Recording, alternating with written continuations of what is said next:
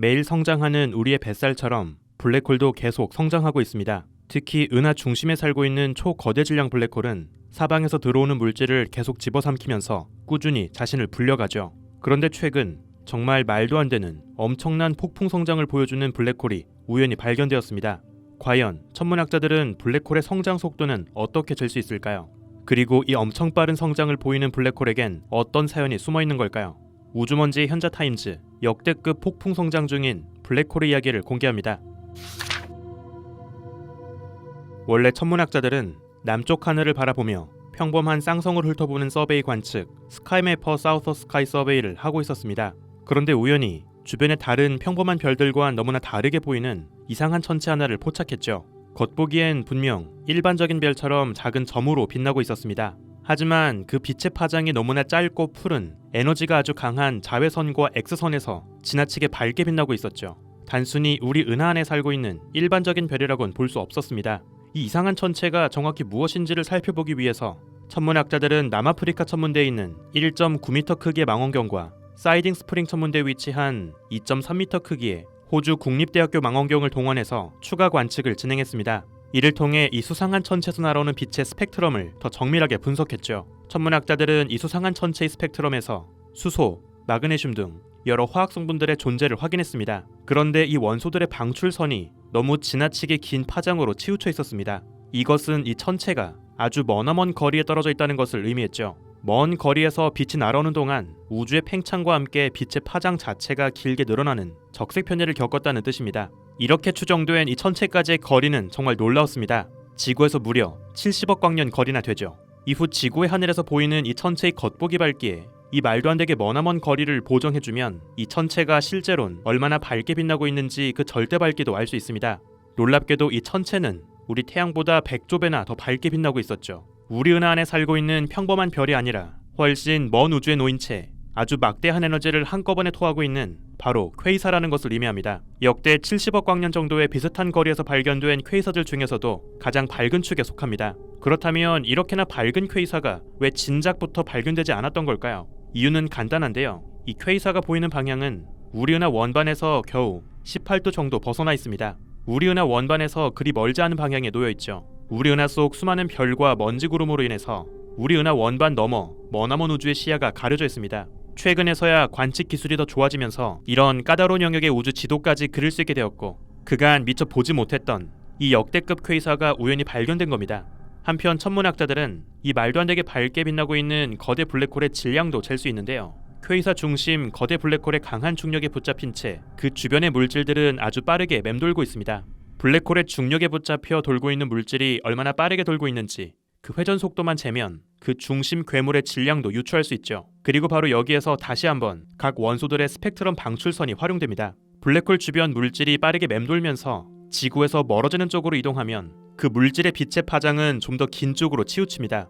반면 블랙홀 주변 물질이 반바퀴를 다시 돌아서 지구로 다가오는 쪽으로 이동하게 되면 이번엔 그 물질의 빛의 파장이 더 짧은 파장 쪽으로 치우치죠. 바로 빛을 방출하는 광원이 멀어지거나 가까워질 때 그 빛의 파장도 길어지거나 짧아지는 도플러 효과 때문입니다. 그 결과 지구에서 관측하게 되는 각 원소의 방출선은 딱 특정한 파장에서만 얇게 삐져나온 바늘 같은 모습이 아니라 그보다 살짝 짧거나 긴 파장 범위에 걸쳐 펑퍼짐하게 퍼진 종 모양으로 관측됩니다. 이러한 효과를 스펙트럼 방출선의 폭이 넓어진다고 해서 선폭 증가, 라인 브로드닝이라고 부르죠. 블랙홀이 더 무거워서 주변 물질도 더 빠르게 맴돌면 그만큼 앞뒤로 벌어지는 도플러 효과도 더 커집니다. 그 결과 스펙트럼 방출선의 선폭도 더 넓어지죠. 바로 이러한 원리를 활용해서 각 원소들의 방출선이 얼마나 넓어졌는지 선폭 증가의 정도를 파악합니다. 그리고 이를 통해서 블랙홀 주변을 맴돌고 있는 물질의 회전 속도를 알 수 있고 그 중심 블랙홀 자체의 중력과 질량을 잴 수 있죠. 이렇게 파악한 퀘이사 중심 블랙홀의 질량은 무려 태양 질량의 26억 배 수준입니다. 한편 퀘이사의 밝기는 그 중심의 블랙홀이 얼마나 빠르게 주변 물질을 집어삼키고 있는지 그 먹방의 스피드에 따라 결정됩니다. 앞서 추정된 지나치게 밝은 이 퀘이사의 밝기를 보면 그 중심의 블랙홀은 적어도 매년 태양 질량의 35배나 되는 물질을 계속 집어삼키면서 성장하고 있는 것으로 보입니다. 이게 얼마나 빠른 속도인지 환산해보면 1초에 지구 하나씩을 계속 먹고 있는 수준입니다. 정말 역대급 먹방이죠. 그런데 바로 여기에 문제가 하나 있습니다. 이 정말 엄청난 성장 속도는 이 거대한 블랙홀조차 안정적으로 버틸 수 있는 최대 허용치를 크게 벗어나고 있다는 겁니다. 블랙홀은 자신의 강한 중력으로 주변 물질을 끌어당기고 형체를 유지합니다. 그런데 동시에 블랙홀 주변에서 빠르게 맴돌고 있는 물질들이 뜨겁게 달궈지면서 강한 자외선과 X선 에너지가 바깥으로 방출되기도 하죠. 만약 이때 방출된 에너지가 블랙홀 자신의 중력을 압도할 만큼 너무 지나치게 밝고 강해지면 블랙홀은 더 이상 안정적으로 존재할 수 없습니다. 곧바로 바깥으로 모든 에너지를 토해내며 외곽의 물질은 사방으로 날아가 버리죠. 이처럼 자체 중력과 딱 균형을 이루고 안정적으로 버틸 수 있는 최대 밝기, 최대 에너지의 허용치를 에딩턴 한계 또는 에딩턴 광도라고 부릅니다.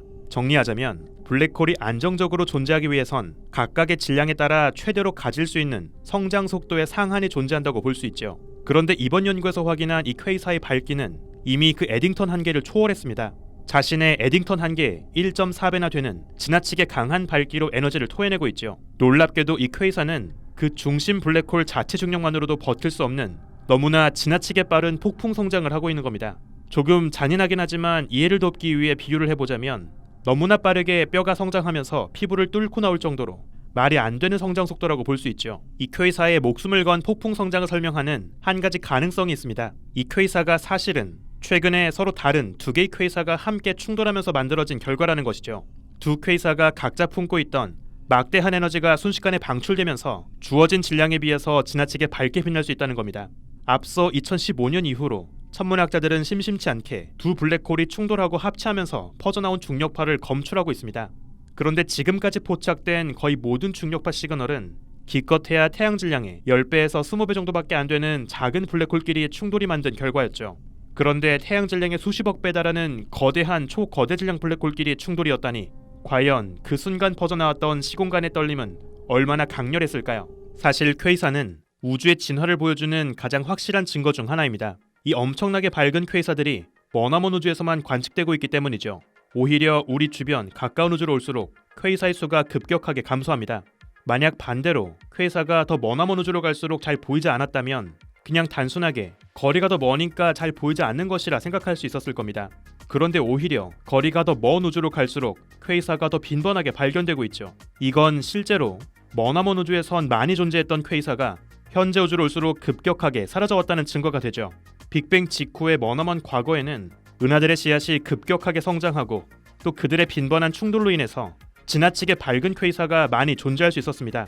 하지만 이후 우주가 나이를 먹으면서 퀘이사 중심 거대 블랙홀의 활동성이 잦아들고 우주가 더 거대하게 팽창하면서 퀘이사의 빈도가 크게 줄었다고 볼 수 있습니다. 바로 우주가 나이를 먹으면서 시간에 따라 우주의 모습도 꾸준히 변화하고 있다는 것을 보여주는 우주 진화의 명확한 증거인 것이죠. 흥미롭게도 이번 연구진은 연이어 진행한 관측을 통해서 이번에 발표한 퀘이사뿐 아니라 또 다른 80여 개의 새로운 퀘이사 후보들도 포착했습니다. 물론 제임스 웹 우주망원경도 이런 다양한 퀘이사들을 관측할 계획들을 모두 잡아놓았습니다. 머나먼 우주에서도 지나치게 밝게 빛나며 자신의 존재감을 돋보이는 퀘이사들은 대체 어떤 비밀을 또 들려주게 될까요? 그리고 빅뱅 직후에는 그 많던 퀘이사들이 대체 어떻게 빠르게 사라지게 된 걸까요? 앞으로 연이어서 추가로 발견될 다음 퀘이사들에게 그 다음 대답을 맡겨야 할 것 같습니다. 우주먼지 현자타임즈, 오늘은 여기서 마칩니다. 구독과 좋아요도 부탁드릴게요. 우주먼지 여러분 감사합니다. 안녕.